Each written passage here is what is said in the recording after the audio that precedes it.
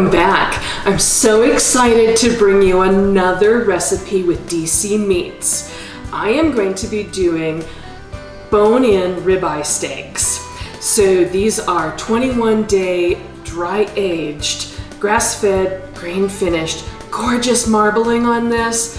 I'm gonna do my espresso rub on it, get it on a hot grill, and then I'm gonna top that with the blue cheese fondue.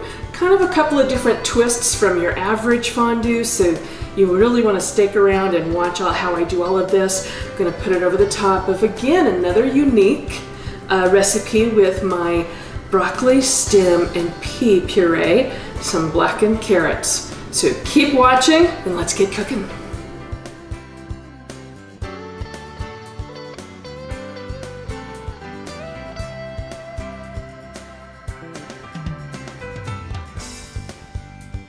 Let's get some of my espresso rub on these gorgeous marbled steaks. They look amazing and it's gonna be beautiful. So the marbling that's on here is gonna really be amazing with the spice level that's in the espresso rub, because spice needs fat to carry the spice.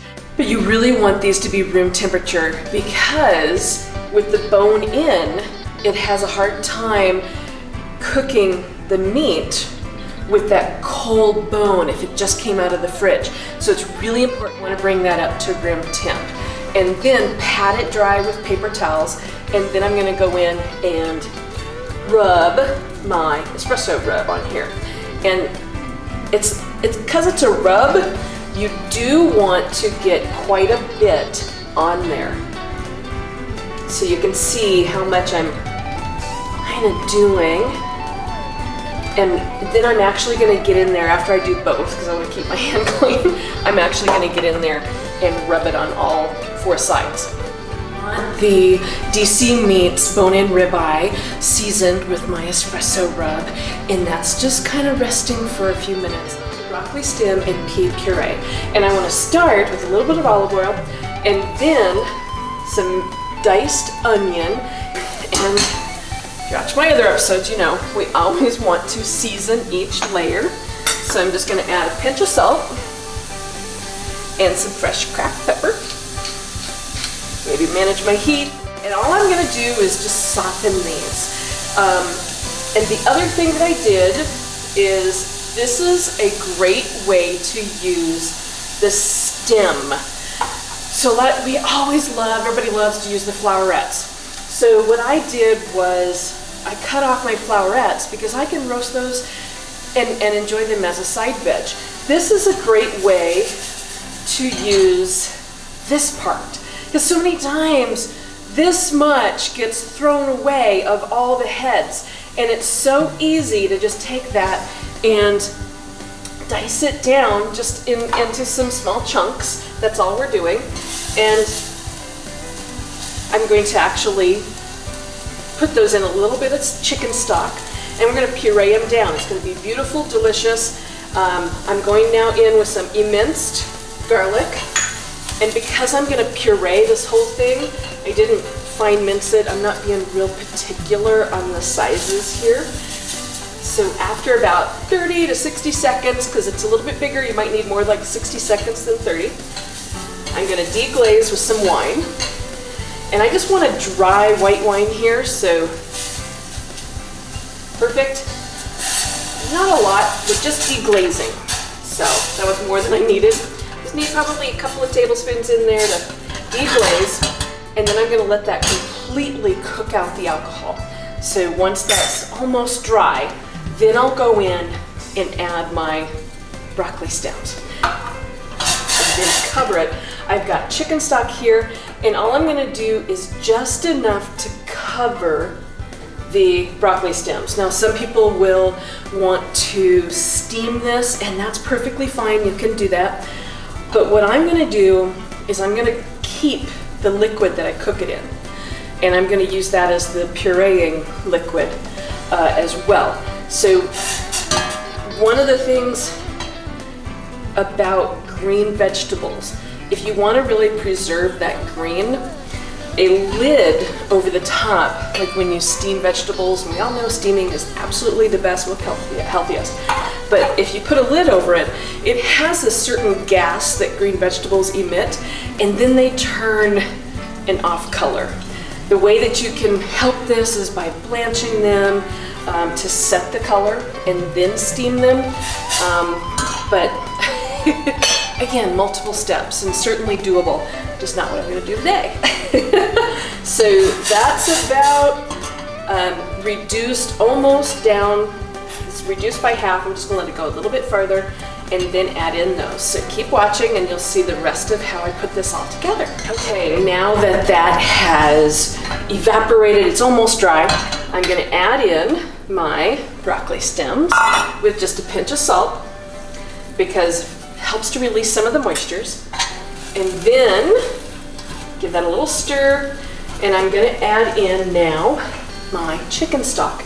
And again, just enough to cover. So not too much, just enough to cover. And there we go. Bring that back to a boil, and then we're gonna let it simmer. And I am not going to put my lid on it because I want to keep it green. But also that's another reason why I'm going to add peas, for a couple of reasons. It adds starch and it adds more green. Plus I'm going to add the scallions, the green parts of the green onions. That will also add in brightness as well as some more green color. So keep watching and let's get that blue cheese fondue started. One of the best ways to do a cheese sauce is actually with a bechamel. So here we go with a little equal parts fat and flour, and then I'm going to add in a little bit of half and half, and I'm just going to kind of whisk those things all together, manage your heat, and so I just want to kind of create a smooth bechamel. Now that I've got that bechamel, I'm going to add my blue cheese, and this is one of those things too, because blue cheese can kind of be overpowering for some. And I don't want to have it just be blue cheese, but you want a complementary cheese. So I'm doing white cheddar. And the white cheddar just adds something that's so unctuous, and it's that extra little pop back there. So then what I'm going to do here is sour cream. So I'm going to add some sour cream in there, and we're just going to let all of these components kind of melt together, and we're going to taste it with a little bit of, for salt. This is one of those things that, because the cheeses, they will have some salty flavors to it. So you want to make sure you kind of wait until after before you really overly salt it. If you don't have half and half and you've got milk and cream, just use half milk and half cream. That's your half and half. Now also, this is one of those things, when this kind of gets to that consistency that I wanted the sauce, I am going to finish this with a little bit of black garlic. So that's kind of the thing that makes this a little bit different than some of your average. But black garlic is just gorgeous little black, already roasted. You can just make a sauce, a black garlic sauce. It's amazing. So it's mellowed, nuttiness, it's just beautiful, wonderful. So that's what I'm gonna actually finish this with. But anytime you have a cream sauce, a little bit of lemon juice helps to brighten all of that. Okay, so I'm gonna turn off that heat because that looks really good.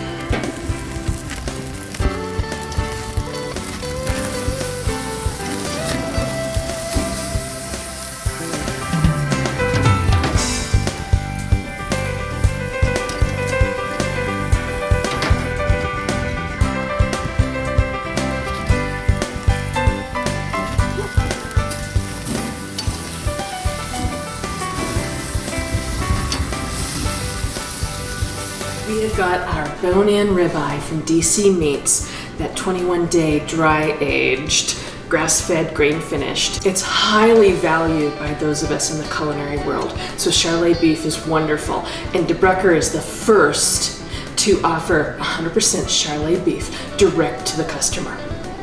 So I'm gonna cut into this. We've grilled it. It's got beautiful grill marks. I'm so happy with that. And let's cut into this. So I am actually going to cut this off of the bone, and I'm gonna preserve that bone. Yes, yum, yum, yum. Because the bone has so many opportunities to add more things to, like a sauce or a stock for nothing else. So I'm gonna preserve that. And then I'm just gonna kind of come in here and we're gonna slice in, serve this up. Beautiful, medium rare. I love it, love it, love it.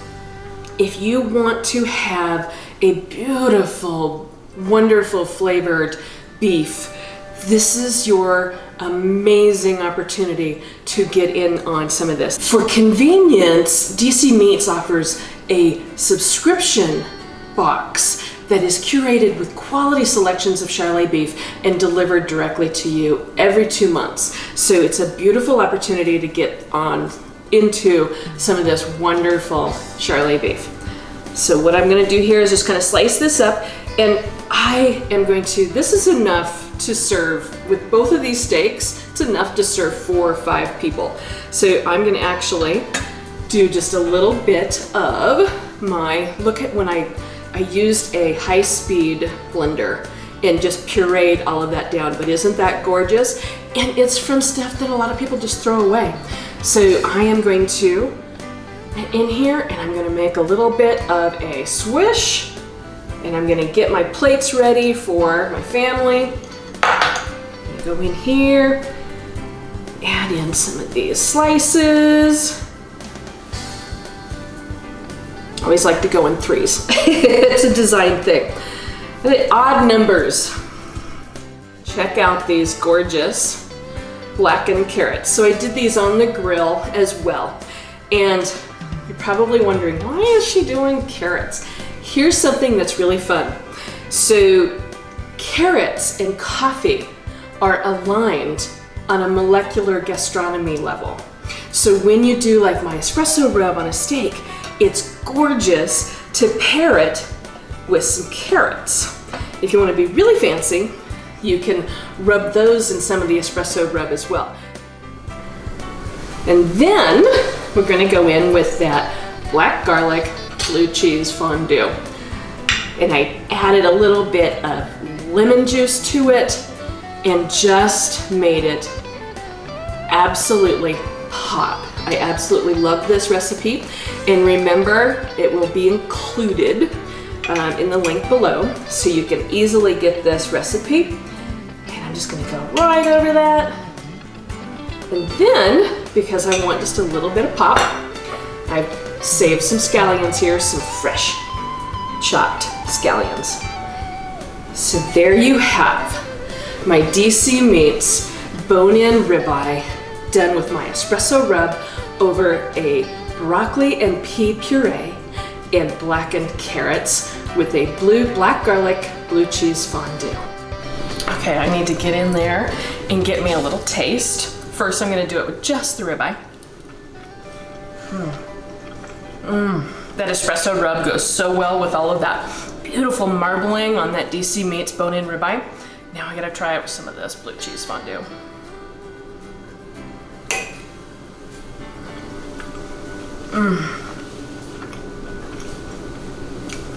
You're not gonna regret making this.